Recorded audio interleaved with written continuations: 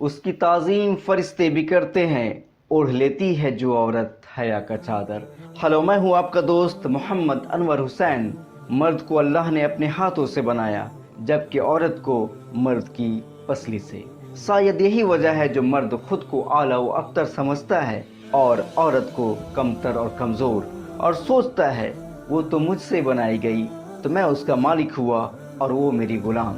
جبکہ عورت اس کے برعکس سوچتی ہے، وہ یہ کہ جب میں مرد سے بنائی گئی ہوں تو مرد سے کمتر اور کمزور کیسے ہوئی۔ لیکن اللہ عز و جل نے عورت کو مرد کی پیشانی سے نہیں بنایا کہ وہ اس پر حکومت کرے، اور نہ ہی پاؤں سے بنایا کہ وہ اس کی غلامی کرے، بلکہ پسلی سے بنایا تاکہ وہ اس کے دلوں کے قریب رہے۔ عورت کو سب سے زیادہ عزت مذہب اسلام نے دی، قرآن خود گواہ ہے اس کی۔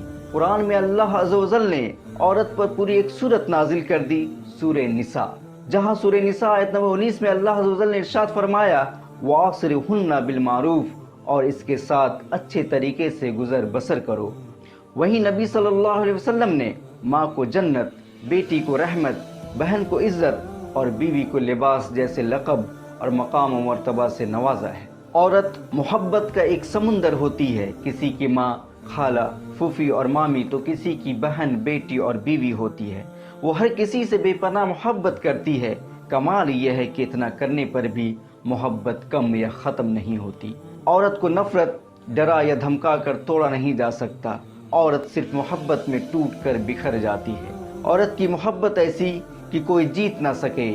اگر کسی سے نفرت ہو جائے تو نفرت اتنی کہ اسے کوئی ہرا نہ سکے۔ عورت کی طاقت کا اندازہ اس بات سے بھی لگایا جا سکتا ہے کہ عورت کو لانے پوری بارات جاتی ہے اور عورت ادھر سے اکیلی آتی ہے۔ دوسری بات، عورت مرد کا تھپڑ بھی سہ لیتی ہے، لیکن مرد اتنا کمزور ہوتا ہے کہ عورت کی اونچی آواز تک برداشت نہیں کر سکتا۔ وقت پڑنے پر عورت باپ یا بیٹا بھی بن سکتی ہے، جو مرد نہیں کر سکتا۔ یہی وجہ ہے کہ والدین کبھی کبھی اپنی بیٹیوں کو بیٹا کہہ کر بھی پکارتے ہیں۔ یہ صرف عورتوں کو حاصل ہے۔ اور جو لوگ کہتے ہیں عورت کا کوئی گھر نہیں ہوتا، سچ تو یہ ہے کہ عورت کے بغیر کوئی گھر نہیں ہوتا۔ عورت کو ذلت بھی خود عورت نے کی۔ عورت اپنی عظمت، طاقت اور عزت کو پہچان ہی نہیں پائی۔ عورت دوسروں کی شکایت اور غیبت میں الجھ کر رہ گئی۔ عورت کا گھر برباد کرنے والی خود ایک عورت ہی ہوتی ہے، اس میں کوئی مرد کا ہاتھ نہیں ہوتا۔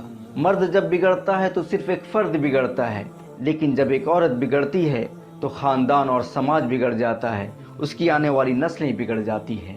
عورت کے کئی روپ ہوتے ہیں۔ جب ماں یا بیٹی ہوتی ہے تو محبت اور شفقت میں کوئی دوسرا نہیں، لیکن وہی ماں اور بیٹی جب بہو اور ساس بنتی ہے تو دوسرا روپ دھارن کر لیتی ہے۔ عورت ہی درگا ہے، عورت ہی کالی ہے۔ عورت ایک ایسی پہیلی ہے جسے سمجھنا مشکل ہی نہیں، ناممکن ہے۔